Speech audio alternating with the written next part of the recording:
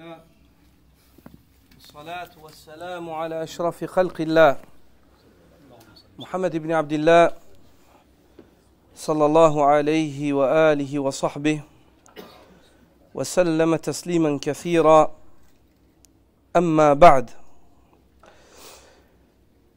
On a lu ces versets-là de Surat Yunus, et toute Surat du Coran est pleine d'exhortations, mais vu la limite dans le temps, le peu de savoir avant tout, on va se contenter de certains points.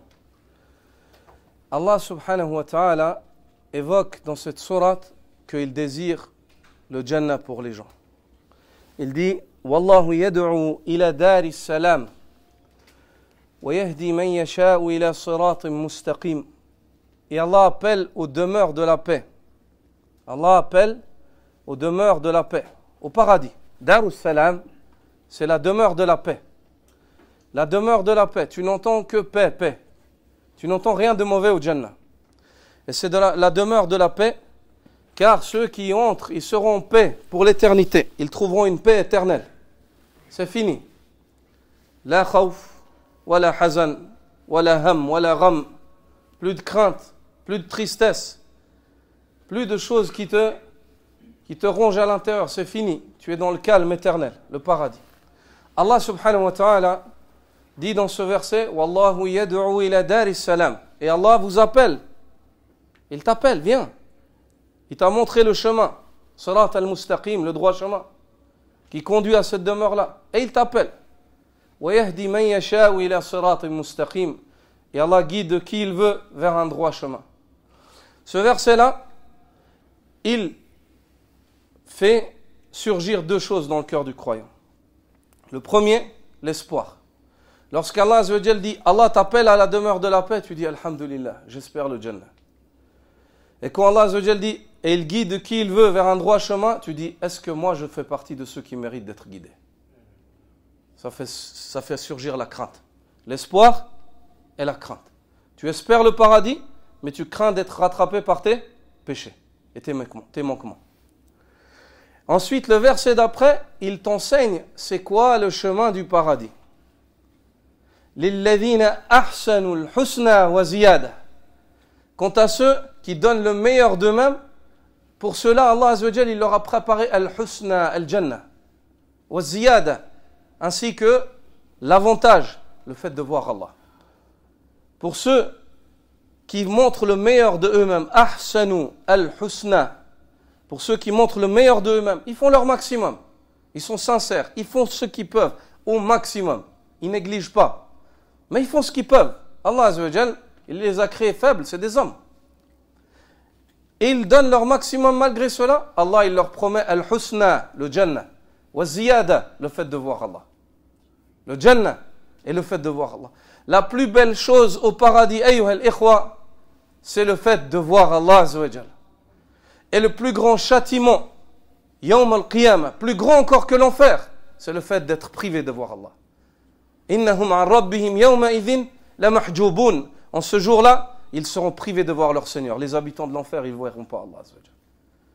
Subhanallah, la plus belle chose que tu peux voir au Jannah, avec tout ce qui a été décrit dans le Jannah, les paradis, les houris, les nourritures, fawakih, des fruits de toutes sortes, variés.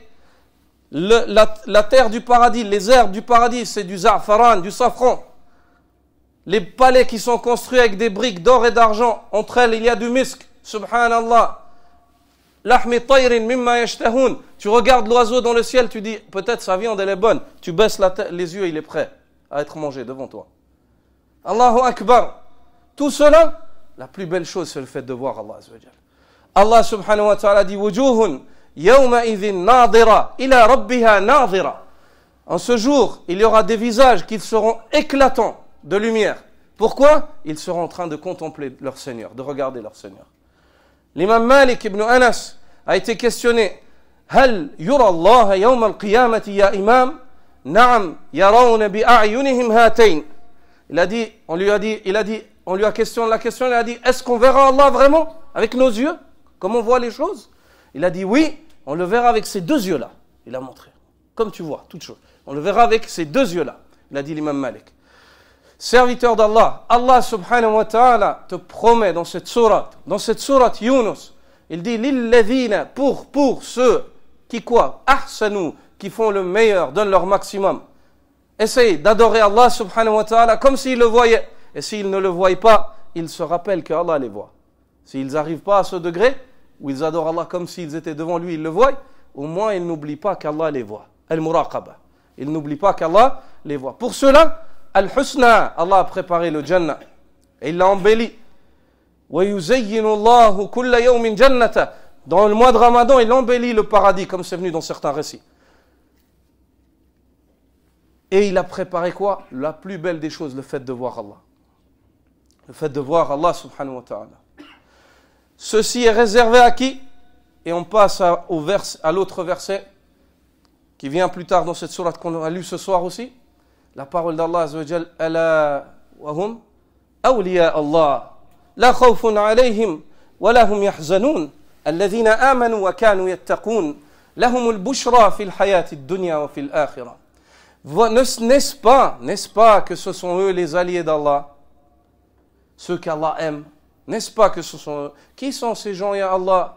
Informe-nous, afin qu'on essaye d'être comme eux, et que peut-être nous faisions partie de cela. N'est-ce pas que ce sont eux les alliés d'Allah, dit Allah? Ceux pour qui il n'y a plus de crainte, il n'y a pas de crainte, et ils ne seront jamais tristes. Pas de crainte, et ils ne seront jamais tristes. Qui sont ces gens, ya Allah? Alladhina amanu wa kanu yattaqun. Ils sont ceux qui avaient la foi et qui étaient pieux. Ils réformaient leur intérieur et ils réformaient leur extérieur. Ils réformaient leur intérieur et ils réformaient leur extérieur. Ils réformaient leur cœur, leurs convictions, ce que les gens ne voient pas et seul Allah voit, et ils réformaient leur extérieur, leur comportement avec Allah dans l'adoration avec les créatures d'Allah subhanahu wa ta'ala. Ils réformaient leurs paroles. Ils réformaient leur intérieur et leur extérieur. Alladhina amanu, ceux qui avaient la foi, la réforme intérieure, wa kanu yattaqun, et ils traduisaient cette foi et ils la mettaient en pratique par les actes, et ceci fait partie de la foi, en étant pieux, en faisant ce qu'Allah demande et en délaissant ce qu'Allah interdit.